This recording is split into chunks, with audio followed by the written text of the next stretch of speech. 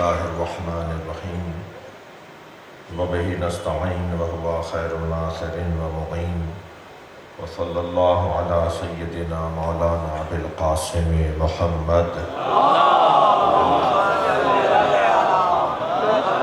وآله الطيبين الطاهرين المعصومين الذين قال الله إنما يريد الله ليذهب عنكم الرجس أهل البيت ويطهركم تطهيرا.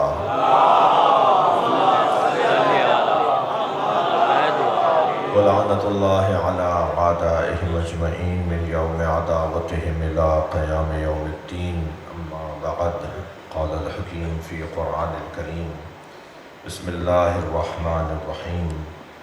الف لام را تلك آيات الكتاب المبين إنا أنزلناه قرآنا عربيا لعلكم تعقلون. نحن نقص عليك أحسن القصص بما أوحينا إليك هذا القرآن وإن كنت من قبله لمن الغافلين. إذ قال يوسف لأبيه يا أبت إني رأيت 11 كوكبا والشمس والقمر رأيتهم لي ساجدين.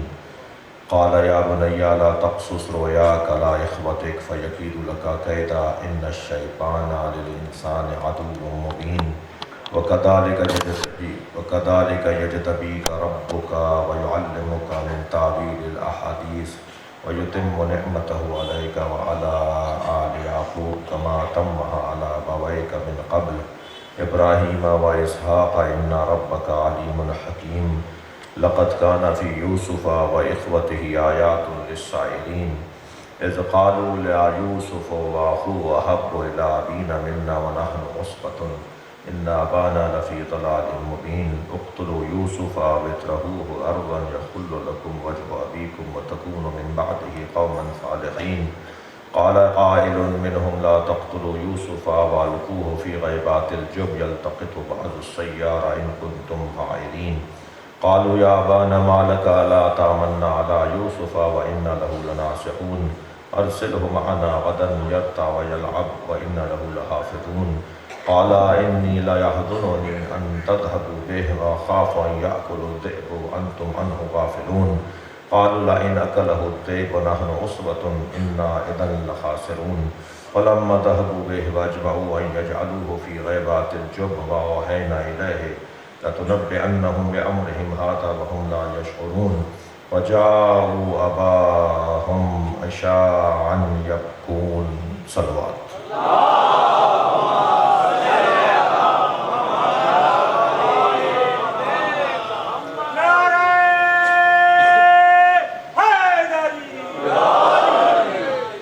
پہلے تو تھوڑی سی تسلی دیجئے کہ تھکے تو نہیں ہیں.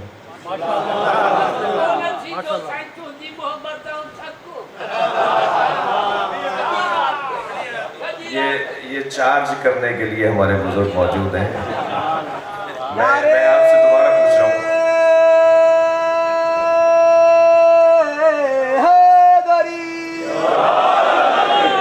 میں آپ سے دوبارہ پوچھ رہا ہوں اگر نہیں تھکے تو سب کہیں نا صلوات کی صورت میں اس بار.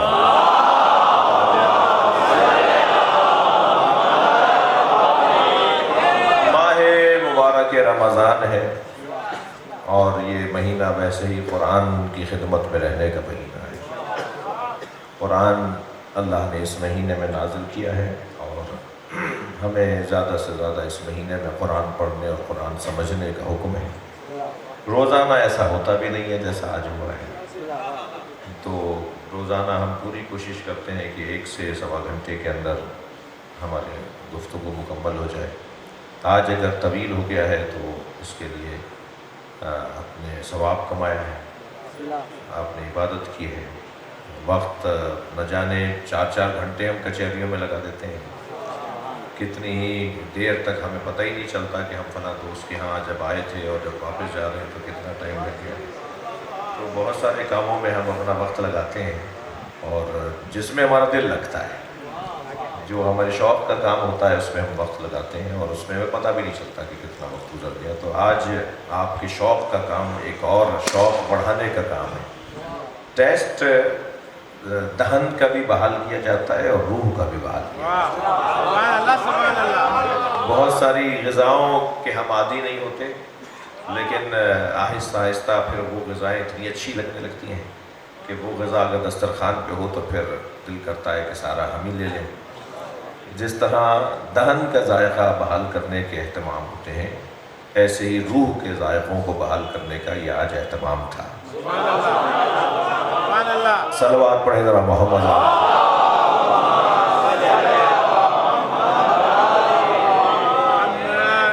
آپ انشاءاللہ کل ایسا نہیں ہوگا، یعنی اتنی دیر نہیں ہوگی، اور الحمدللہ آپ نے مسلسل ان بچوں کی حوصلہ افزائی کی۔ ہم نہیں کریں گے تو کون کرے گا، اور ہم نہیں کریں گے تو کیا ہوگا وہ بھی آپ کو پتہ ہے۔ ہماری قوم کے ساتھ جو کچھ ہو سکتا ہے، برا ہو سکتا ہے، اس کو روکنے کے لیے، اپنی قوم کی اچھی تصویر پیش کرنے کے لیے، اور پھر یہ بھی شرک ہے کہ میں اپنی قوم کے لیے کام کروں۔ یہ بھی ایک شرک کی قسم ہے کہ میں اپنی نیتوں میں یہ رکھوں کہ میں اپنی قوم کے لیے کام کر رہا ہوں۔ اگر اپنی قوم کے لیے کام ہم کریں گے نا تو قوم کبھی بھی ہمیں دھتکار دے گی۔ اللہ کے لیے کام کریں، اللہ قوم کو خود ہمارے ساتھ کرے گا۔ صلوات پڑھنے ذرا محمد وآلہ۔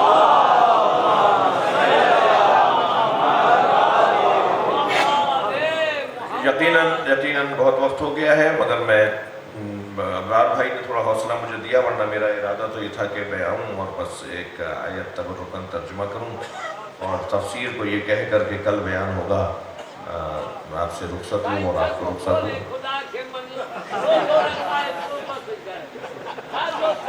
یہ کہہ رہے ہیں کہ سحری کروا کے بھیجے ہیں، انہوں نے ابھی سندھی میں ایک اشارہ دیا ہے کہ روزہ رکھوا بلند تر صلوات۔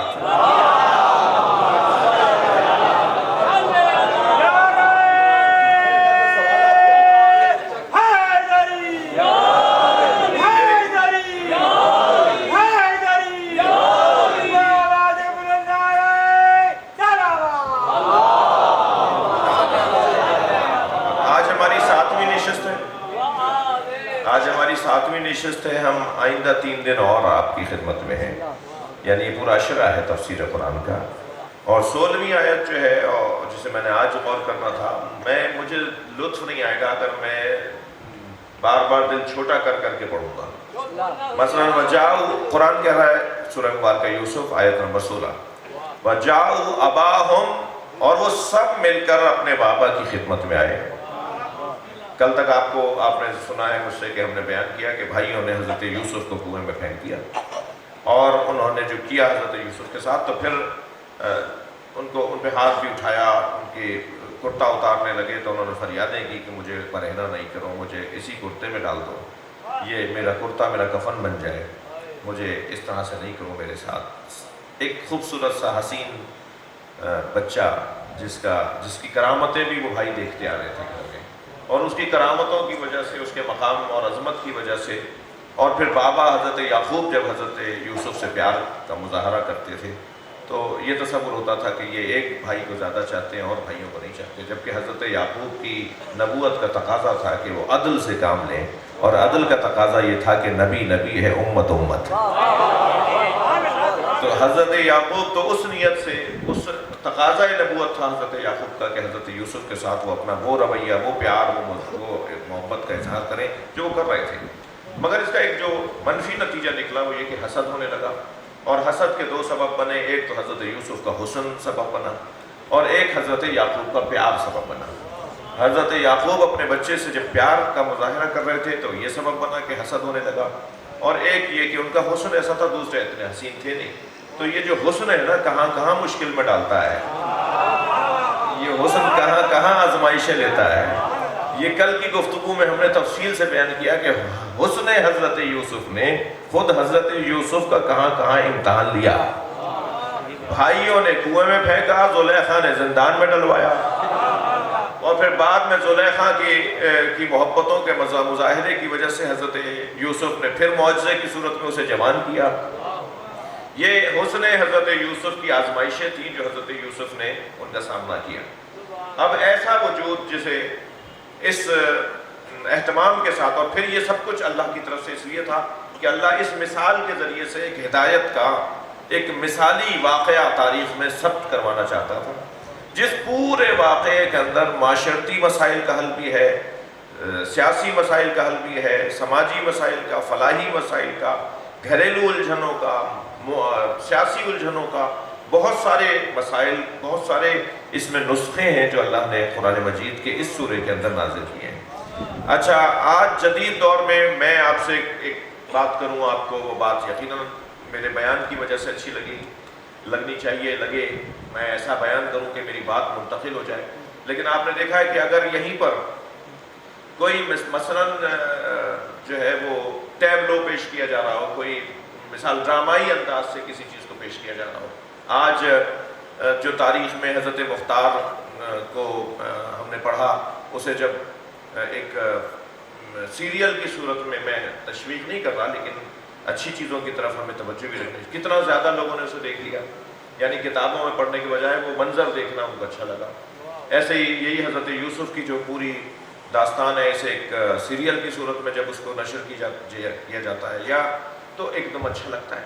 یہ جو واقعہ ہے نا، یہ در حقیقت ایک پورا میں معافی چاہوں گا مگر میں جو کہنا چاہ رہا ہوں اس میں میری نیت صاف ہے، میری نیت کسی چیز کی طرف حوصلہ افزائی کرنا نہیں ہے، کسی منفی چیز کی طرف۔ جیسے گول جو لکھے جاتے ہیں، جو کردار ڈائیلاگ جو لکھے جاتے ہیں، اسکرپٹ جو لکھے جاتے ہیں، یہ اس کو جب بولا جاتا ہے، اس کو جب بیان کیا جاتا ہے، پھر اس کو سب کو جوڑ دیا جاتا ہے، اور پھر جب کوئی شخص اسے دیکھ رہا ہوتا ہے تو اس کے اندر دیکھنے والے کو جو چیز منتقل ہو رہی ہوتی ہے وہ بہرحال کتابی شکل میں منتقل نہیں ہو رہی ہوتی۔ قرآن مجید میں جو قصے اللہ نے نازل کیے ہیں، قرآن مجید میں جو واقعات کو اللہ نے نازل کیا ہے، ہمیں کچھ دیر کے لیے وہ واقعہ اس ماحول میں لے جاتا ہے، اس منظر میں لے جاتا ہے، اور ہم اس واقعے کو پڑھ کر اپنے آپ کو تول رہے ہوتے ہیں کہ ہم یہاں کہاں فٹ ہو رہے ہیں، ہم اس پورے واقعے میں کہاں کھڑے ہوئے نظر آ رہے ہیں۔ اور جب ہم اپنے آپ کو اس واقعے کے اندر کہیں کھڑا ہوا دیکھ رہے ہوتے ہیں تو پھر خود بخود وہ واقعہ ہمارے ساتھ جڑ جاتا ہے، اور جب وہ ہمارے ساتھ جڑ جاتا ہے تو قرآن پرانا ہونے والا نہیں رہتا، قرآن تازہ نظر آ رہا ہوتا ہے۔ تو قرآن کے اندر جو واقعات کو اللہ نے نازل کیا ہے، قصص کو نازل کیا ہے، اس کا ایک بڑا فلسفہ یہ ہے کہ وہ اس تاریخی واقعے کو مجسم کرنا چاہتا ہے، اس پورے تاریخی واقعے کو ہمارے ذہنوں کے اوپر حاکم کرنا چاہتا ہے۔ ایسے واقعات قرآن مجید کے اندر تو بہت، حضرت موسیٰ، حضرت عیسیٰ علیہ السلام، حضرت یحییٰ علیہ السلام، حضرت ابراہیم علیہ السلام کے واقعات، خود حضرت آدم کا واقعہ کہ کیسے ان کو اللہ نے خلق کیا، اور پھر کیا ہوا حضرت آدم کی خلقت کے موقع پر، اور کیسے وہ گندم کے دانے کے قریب چلے گئے، اور وہ سارا واقعہ حضرت ابراہیم کا، یعنی تقریباً 24 نبیوں کے واقعات قرآن مجید میں اللہ نے بیان فرمائے۔ پھر کچھ ایسے لوگوں کے واقعات بھی، ایسی واقعات بھی بیان ہوئے قرآن مجید میں جو انبیاء سے نہیں بھی جڑے ہوئے اور ہاں جڑے ہوئے بھی ہیں، جیسے حضرت آسیہ کا واقعہ، فرعون کا واقعہ، نمرود کا واقعہ، یعنی کچھ منفی تصویروں اور کرداروں کو بھی اللہ نے پیش کیا ہے اور مثبت کرداروں کو بھی اللہ نے پیش کیا ہے۔ قرآن مجید میں 13 عورتوں کے واقعات ذکر ہوئے ہیں، 13 عورتوں کے واقعات ذکر ہوئے ہیں، جن میں سے 9 واقعات مثبت ہیں اور باقی 4 واقعات اس میں منفی کرداروں کے واقعات۔ امرأۃ لوط، امرأۃ نوح، لوط اور نوح کی زوجاؤں کو تم نے نہیں دیکھا؟ ضرب اللہ مثلا للذین کفروا، جو کافر ہیں ان کے لیے اللہ نے لوط اور علیہ السلام اور نوح علیہ السلام کی زوجاؤں کا ایک واقعہ بیان کر دیا قرآن میں، اور جو مومن لوگ ہیں ان کے لیے ضرب اللہ مثلا للذین آمنوا، اور صاحبان ایمان کے لیے اللہ نے قرآن مجید کے اندر جو واقعہ بیان کیا وہ حضرت آسیہ کا واقعہ بیان کیا، کہ آسیہ کا واقعہ دیکھو کیسا قرآن میں کیا ہوا کہ ایک ایسی خاتون جو نہ صرف مسلمان ہے، کلمہ گو ہے، موحد ہے، بلکہ مقدس ترین 4 عورتوں میں وہ عورت جناب آسیہ بنت مزاحم، یعنی زن فرعون، یعنی جس خاتون کو اللہ نے حضرت خدیجہ کے برابر میں رکھا ہو۔ جی حضرت خدیجہ، حضرت آسیہ، حضرت مریم، حضرت زہرا، یہ ہستیوں کے لیے کہا کہ ان کی جنت مشتاق۔ کتنی بڑی بات ہے، کیا کیا تھا حضرت آسیہ نے؟ کیونکہ حضرت آسیہ نے ایک ایسے کے ساتھ رہنا برداشت کیا کہ جس کے ساتھ کوئی بھی موحد ایک دن بھی نہیں گزار سکتا، روزانہ جیتی ہوں گی اور روزانہ مرتی ہوں گی۔ فرعون کی وجہ سے، اس کے ساتھ رہنے کی وجہ سے روزانہ ان کے لیے ایک ایک لمحہ ان کے لیے گراں گزرتا ہوگا، لیکن کیوں اس کے ساتھ رہیں؟ اس لیے کہ موسیٰ کو پالنا تھا۔ ایک بڑے ہدف کی خاطر انسان اپنی جان کو مارتا ہے، اپنے احساسات کو مارتا ہے، اپنے جذبات کو مارتا ہے، بڑے ہدف کی خاطر، اگر ہدف اس کا اونچا ہو۔ تو یہ جو واقعات قرآن مجید کے اندر اللہ نے بیان کیے، ان سارے واقعات میں سردار واقعہ اگر ہے تو وہ سورہ یوسف ہے۔ اس لیے کہ اللہ نے کیا کہا؟ اللہ نے کہا احسن القصص بما اوحینا الیک نحن نقص علیک احسن القصص بما اوحینا الیک ھذا القرآن۔ ہم نے بہترین واقعہ، سب سے اچھا واقعہ ہم نے تمہارے اوپر ہے میرے حبیب، یہ واقعہ سورہ یوسف، واقعہ یوسف کی صورت میں ہم نے یہ واقعہ تمہارے اوپر نازل کر دیا۔ اب اس واقعے کے اندر آج کی جو آیت ہے، میں صرف آیت کا ترجمہ کروں گا کیونکہ مجھے اس کے اوپر جو بات کرنی تھی میں مطمئن نہیں ہوں کہ آج بیان کر سکوں گا۔ ہم سوالات لیں گے اور آج کی مجلس کو 2 جملے جناب ختیجہ کی یاد میں مصائب کے پڑھوں گا اور آج کی مجلس کو ہم مکمل کریں گے۔ اور وہ آیت یہ ہے کہ وَجَاءُوا أَبَاهُمْ، یہ لوگ آئے اپنے بابا کے پاس رات کے وقت میں۔ دن میں انہوں نے حضرت یوسف کے ساتھ جو کیا، کنویں میں پھینکا، انتظار کرتے رہے ذرا دن ڈھلے، تاریکی چھا جائے، بابا کے پاس اس وقت چلیں گے کیونکہ اگر ہم جلدی چلے گئے تو بچے کی بھائی کی ڈھونڈ مچے گی اور شاید کنویں سے نکال کے لے آئیں، ہم نے کنویں میں پھینک دیا ہے۔ تو رات کے وقت میں آئے تاکہ بہت سارے کام ان کے آسان ہو جائیں، وہ ڈھونڈ نہ پائیں، شاید ایک وجہ ان کی نیت میں تھی۔ عشاءً یبکون، آئے اپنے بابا کے پاس رات کے وقت میں، غروب ہو جانے کے بعد عشاء کے وقت میں، یبکون، روتے پیٹتے، چیختے چلاتے، روتے ہوئے آ رہے تھے دور سے۔ مرتبہ گھر کی عورتیں، گھر کے بچے، حضرت یعقوب اپنے حجرے سے باہر نکلے اور دیکھا کہ کیا ہو رہا ہے، سارے 11 بھائی آ رہے ہیں روتے پیٹتے۔ سب نے کہا کیا بات ہے کیا بات ہے؟ پھر جب ان کو دیکھا کہ ان میں یوسف نظر نہیں آ رہا تو کچھ اندازہ ہونے لگا کہ ماجرا کیا ہے۔ پوچھا میرا یوسف کہاں ہے؟ کہا بابا ایسا ہو گیا کہ یوسف کو اکلہ الذئب، بھیڑیا کھا گیا۔ اور پھر وہ سارا منظر، مگر حضرت یعقوب اس کیفیت میں بھی، اس تاریکی کی کیفیت میں بھی اپنے گھر سے نکلے ڈھونڈنے کے لیے اور صحرا میں آوازیں دیتے رہے، جبکہ کہہ دیا تھا انہوں نے کہ بھیڑیا کھا گیا، اور ایک قمیض بھی لے آئے تھے جس پہ خون لگا ہوا تھا، یہ خون۔ اب حضرت یعقوب جانتے تھے کہ اگر بھیڑیے نے کھایا ہوتا تو ایک قمیض کہیں سے تو پھٹتی، قمیض بالکل سالم، جھوٹے کو ویسے عقل بھی نہیں ہوتی نا۔ ایک صلوات پڑھے ذرا وہاں۔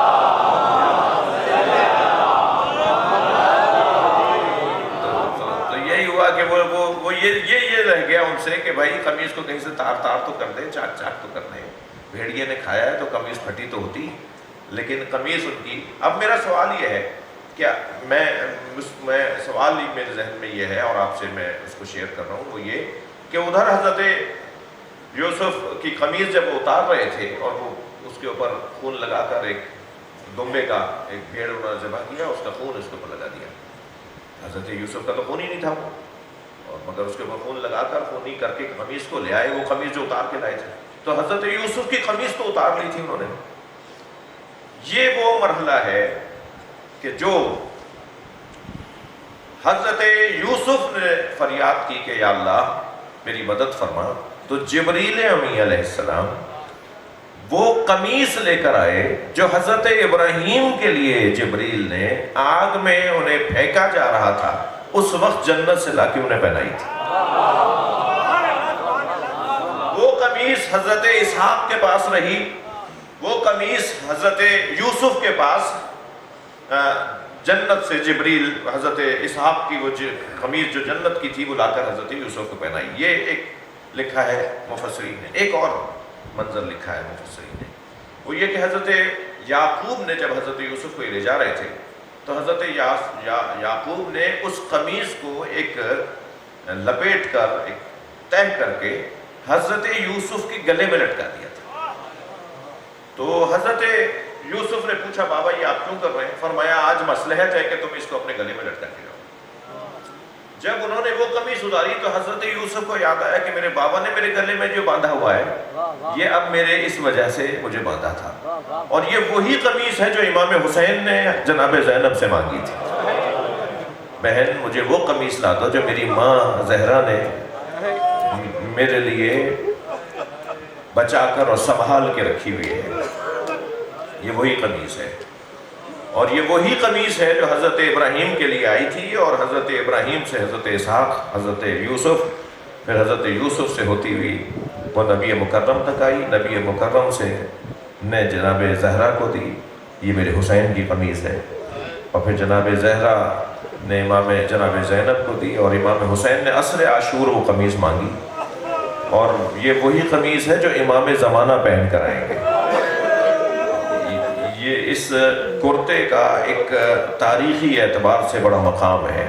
یہ جو میں کچھ آپ کو بتا رہا ہوں یہ ائمہ کی روایات سنا رہا ہوں میں آپ کو، یہ کوئی واقعہ، یہ کوئی بات سنی بھی نہیں ہے، بلکہ حقیقت یہ ہے کہ ان ہستیوں کے ساتھ جو کچھ ہوا وہ ارادہ پروردگار تھا، یعنی اللہ ان کے اس قربانی کے ذریعے ہماری ہدایت کا نظام مرتب کرنا چاہ رہا تھا۔ آپ کی آوازیں کچھ بلند ہو گئی، میں بھی آمادہ ہوں۔ آج 10 رمضان گزر گئی، جناب زہرا کی مادر گرامی جناب خدیجۃ الکبریٰ کی رحلت کی تاریخ ہے۔ 5 سال کا سن ہے جناب زہرا کے جب ماں کا جنازہ دیکھ رہی ہے۔ عجیب حکمت ہے اللہ کی کہ اس گھر کی بچیوں کے ساتھ جناب زہرا جب ماں سے محروم ہو رہی ہیں تو 5 سال کی ہیں، جناب زینب جب ماں سے محروم ہو رہی ہیں تو 3 سال کی ہیں، جناب سکینہ جب بابا سے محروم ہو رہی ہیں تو 4 سال کی ہیں۔ اجرکم اللہ، اجرکم اللہ۔ آپ کی آوازیں بلند ہیں، میں بس 2-3 جملے کہوں گا اور آج کی اس مجلس کا مکمل کریں گے۔ جناب خدیجۃ الکبریٰ کے پاس مال اتنا تھا کہ سرخ اونٹوں کی قطار تھی جناب خدیجۃ الکبریٰ کے پاس، جن کے پاس مال تجارت بھی اور مال و منال بھی بہت زیادہ ہو، جو ملکۃ العرب بی بی ہو۔ میں ملکۃ العرب بی بی کی مصیبت اور ان کی شہادت پر، ان کی رحلت پر ایک جملہ کہوں گا، جس کے پاس اتنا مال ہو وہ آخری وقت میں کہہ رہی ہے اپنے بابا سے کہو اپنے کرتے میں مجھے کفن پہنا ہے۔ اپنے بابا سے زہرا سیدہ فاطمہ اپنے بابا سے کہو کہ وہ اپنے کرتے کا کفن مجھے پہنا ہے۔ اور پھر جناب زہرا کس کمسنی کے عالم میں اپنی ماں سے محروم ہو رہی ہیں، جانتی ہیں جب جناب زینب محروم ہو رہی تھی نا ماں سے، فرمایا زینب یہ سامنے صندوقچہ رکھا ہوا ہے اٹھا کے لاؤ۔ میں نے ابھی آپ کو بتایا یا 3 سال کا سن تھا جناب زینب کا یا 4 سال کا سن تھا جناب زینب کا جب جناب زہرا کی شہادت ہو رہی ہے۔ فرمایا وہ سامنے صندوقچہ رکھا ہے اٹھا کے لاؤ۔ جناب زینب اٹھا کر لائی، فرمایا اسے کھولو دیکھو اس میں کیا ہے۔ جیسے ہی جناب زینب نے کھولا نا تو اس میں کفن رکھے ہوئے نظر آئے۔ فرمایا اجرکم اللہ، فرمایا زینب یہ جنت کے 5 کفن جبریل لائے تھے، جو ایک کفن تمہارے نانا کو تمہارے بابا نے پہنا دیا ہے، اب یہ پنجتن کے 5 کفنوں میں سے 4 کفن ہیں، ایک ایک مجھے دکھاؤ تو میں تمہیں بتاؤں کون سا کفن کس کا ہے۔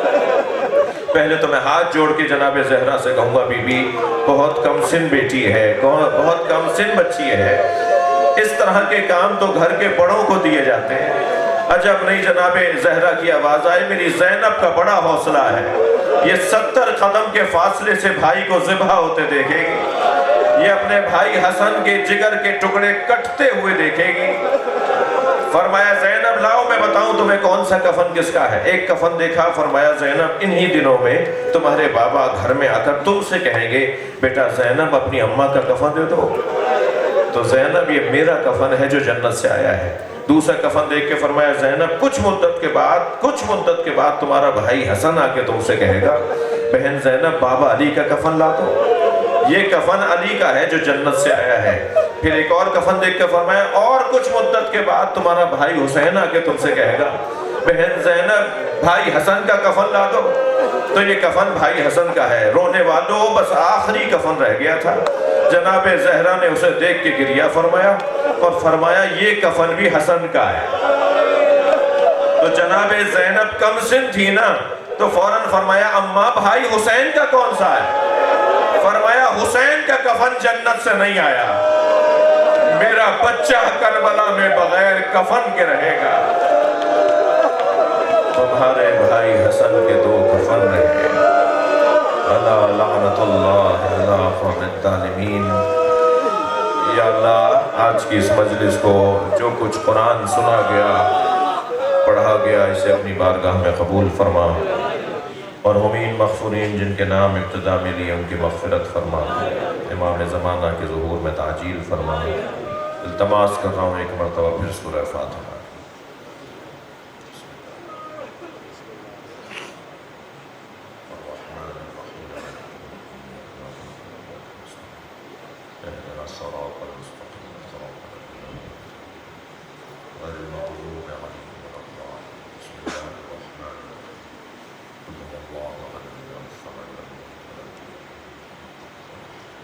بسم اللہ الرحمن الرحیم۔